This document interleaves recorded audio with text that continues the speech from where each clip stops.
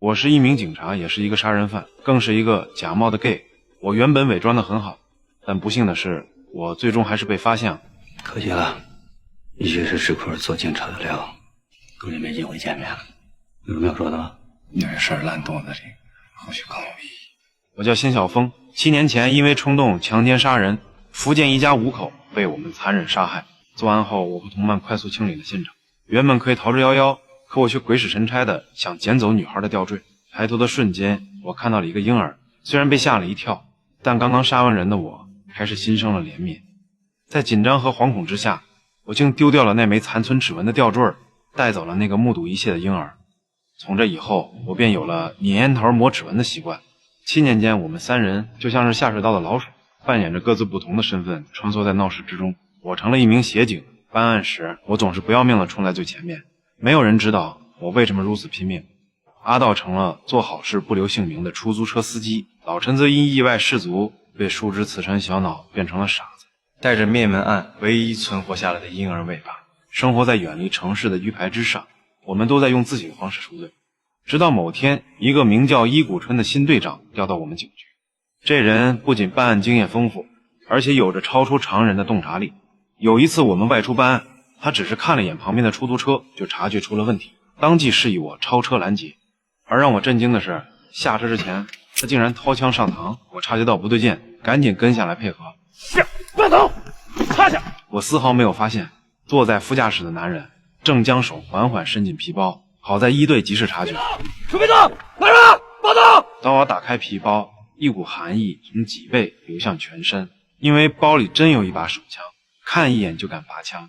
一队那恐怖的第六感让我下意识感到一丝后怕，于是我第一次有了辞职的想法。虽说最危险的地方最安全，但有这样的一双眼睛盯着，心里总归不踏实。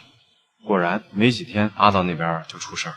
劫匪半路打劫，还将刀扎进了他的大腿。好在关键时刻，路过的警察发现了异常，而这人正是伊谷春。干嘛呀？找不开钱了，车怎么停成这样啊？不卡。一队用他那犀利的眼神扫视着车里的每一个人，劫匪们被吓得一动不敢动，最后还是阿道出声放过了他们。算了，钱我不要了，你们下去。谢谢警官啊，这警官是我老乡，老不给钱，能蹭就蹭，好也没用。谢谢啊，看开啊！然而就在阿道驾车离开后，一队还是在地上发现了一把带血的匕首。他意识到不对，连忙开车追了上去。可就是这么一小会儿的功夫，出租车就消失得无影无踪。听说这件事之后，我内心愈发感到不安。我看他警察的眼睛挺毒的，他也没干警察，没说话。我紧张到下意识用手指碾灭烟头，猛然抬头，才发现一队已经站在眼前。那望向我的眼神似乎要将我看穿。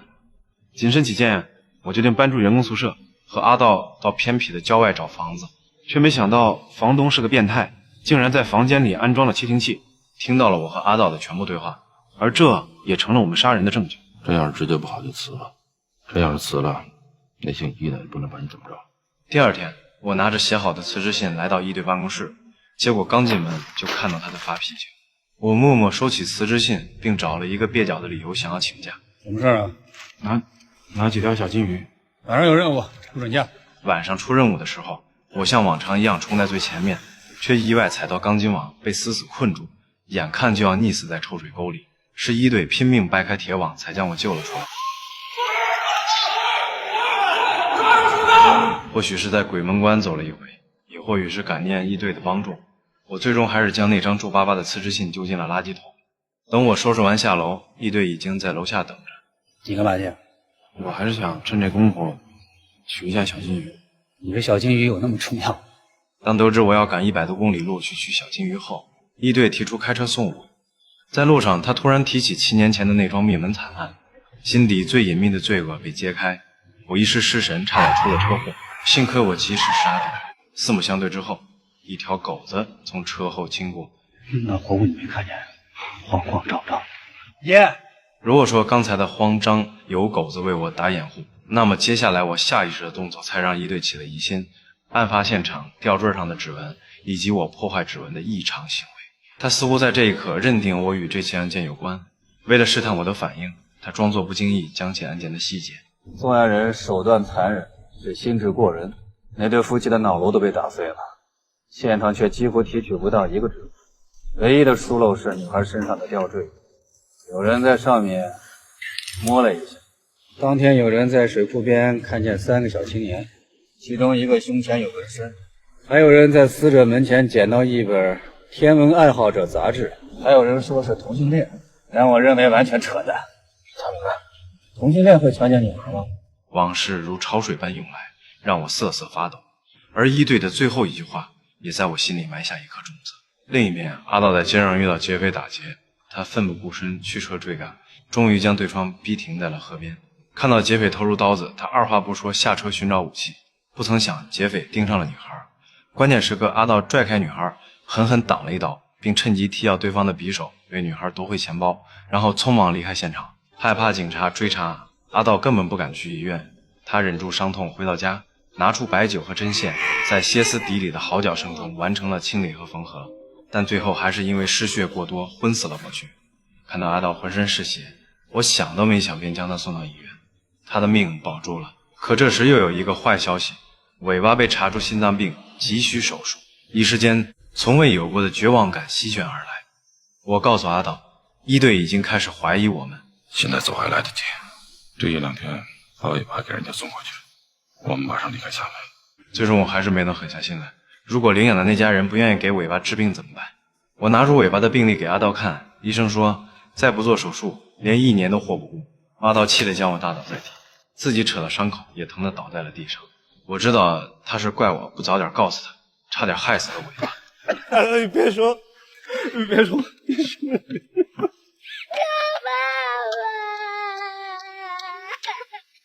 认命吧。好在第1期的手术顺利完成，可接下来的手术费却让我们犯了难。偏偏这时我们在医院碰到了一队，更巧合的是，那天阿道见义勇为的女孩竟然是一队的妹妹。看到我们在一起，一队眼神死死盯着阿道，他们都互相认出了对方，但又都没有说出来。好在一队接到一个紧急任务，我跟他匆忙赶往现场。路上一队问起我和阿道的关系，知道瞒不住，便将我们3兄弟共同收养女孩的事说了出来。现在孩子心脏出了问题，需要马上手术，所以正商量怎么筹钱。我神情凝重，一队也不好再问什么。到达现场之后，跳楼的男人已经血肉模糊。我们来到楼上勘察完现场，一队就匆匆下了楼。我心里着急，于是给阿道打去电话，却得知了一个更加令人惶恐的事情。那天查车的那个警察，我没见你。你是说？他刚才认出我来，但是装着没事儿。你那儿现在又是我这儿，留给我们的时间恐怕真的没多少了，小华。我沉浸在害怕被一队发觉的恐惧中，丝毫没有注意身后一个男人走进屋，将桌上的酒一饮而尽。在我毫无防备时冲向阳台，我赶紧跟上，可已经来不及了。男人一跃跳下，好在栏杆勾住了衣服。我奋不顾身救住衣领，劝他不要轻生，直到他问了我一个问题。等一队喘着粗气爬上27楼，我和男人已经精疲力尽，瘫倒在地。为了解开心中的疑惑，一队找到了他的师傅，也就是调查那起案件的队长。从他那里得到了一个不为人知的细节，当年被强暴的女孩生过一个孩子，只是谁也没有见过。这对一队来说无疑又是一颗重磅炸弹。要是那孩子生下来应该7岁了吧。而为了给尾巴凑手术费，我偷偷留下一些抓赌没收的赃款，但还是被心思缜密的一队发现了。老贺那赌案你知道赌资有多少吗？31万多，简报不都出来了？就在我以为他要拆穿我时，一队却突然话锋一转，谈起了自己对法律的认识。我很喜欢法律，我认为法律是人类发明过的最好的东西。在我眼里，人是神性和动物性的总和，就是它有你想象不到的好，更有你想象不到的恶。它不管你能好到哪儿，就限制你不能恶到哪边。他清楚每个人心里都有那么点脏事儿，想想可以，但做出来不行。这一刻，我陷入了从未有过的慌张。他说的绝不只是抓赌的赃块。情急之下，我承认自己偷拿了4500块，却没注意到我的指纹已经印在了他的桌上。让我没想到的是，一队并没有上报我的违规行为。简报已经出来了，那个数字就是正确的。合适的时候我会还回去，还给法律，这钱我出。我们一样出生入死，你的工资也就是我的1/5，我也不会跟你说下不为例。我这么做不代表你也得这么做，这种事儿只能等你理解。结束后，我恍恍惚惚走出办公室，突然脑子像被什么暴击了一下。趁着一队离开的间隙，我快速返回办公室，试图抹去证据，却在回头的瞬间发现桌上残留的铝粉，指纹已经被提取，我们注定逃不掉了。为了挨到尾巴做手术之后，我想起了那个被我救回的香港男人，还有他对我发出的那句邀请。你同情我，敢跟我约会。于是在接下来一段时间里，我和香港男人开始频繁交往。他每天开着宝马接我下班，我也知道这些一定会被一队看到。果然，他忍不住跟踪了我们，也终于看到了我想让他看到的一幕。什么时候喜欢上这种事儿的？应该是中学那会。那你们3个……这件事的发生让一队产生了严重的自我怀疑，同时也排除了对我的猜测。因为他之前说过同性恋是不会侵犯女孩的。眼看我这边瞒过去了，可阿道那边又出事了。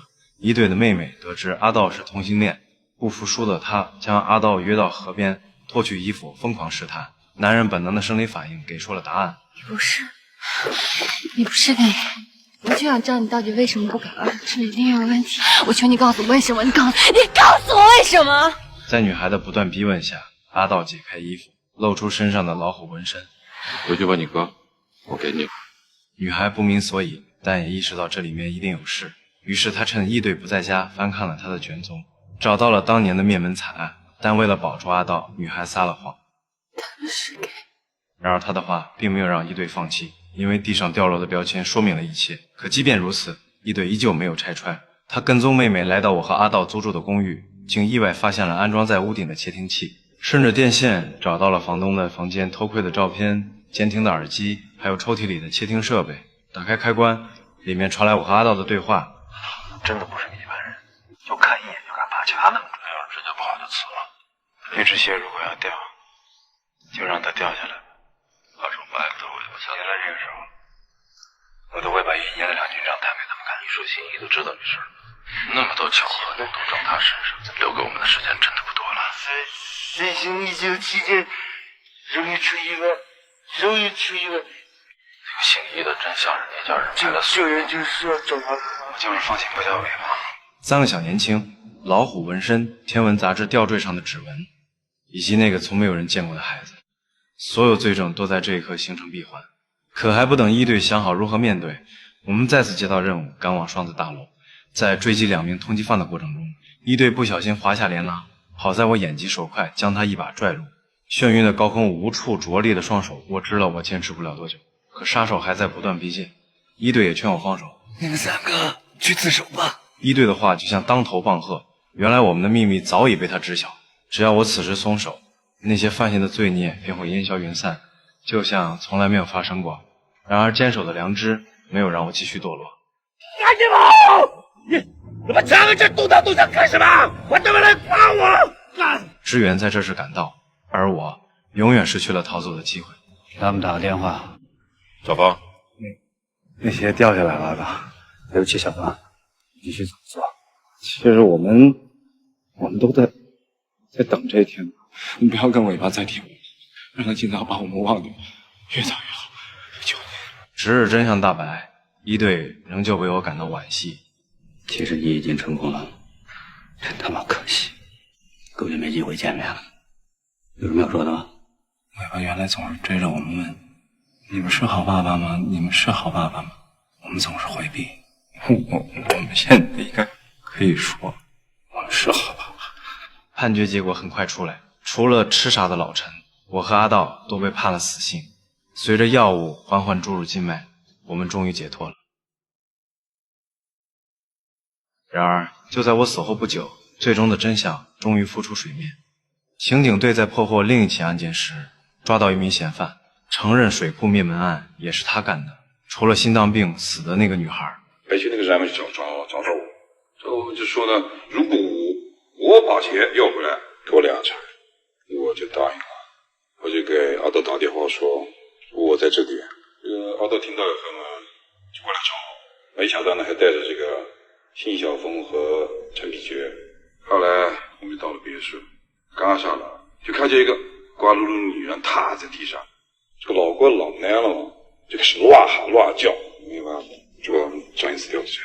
哎呀，就是他们都不行，他们都不敢下山。后来我们到了那个水库边，我就说，我现在不管谁扒了谁这个东西，这以后你们必须要听我啊！我让你们干什么必须干什么，要不然我就这个麻就白扒了嘛。为了不被这个杀人恶魔要挟，我们将他推向了水库。因为当年在水库边玩的其实是4个人，只是我们到死也不会想到，这货竟然没有死。我们的认罪不仅是为了赎罪，更是为了尾巴的将来。如果知道他的3个爸爸是杀害妈妈的凶手，这对于他来说太过残忍。只有我们死，才能换来他轻松的活着。不久后，因为痴傻逃脱死刑的老陈来到了岸边。我的智商是163，要是那天事发，我想我能逃。阿道你个傻逼！吕小凤，你这两张臭嘴，3限制！操！看来这163的智商跟80的有时差不了多少。算了，我也来了，留给他一个清静。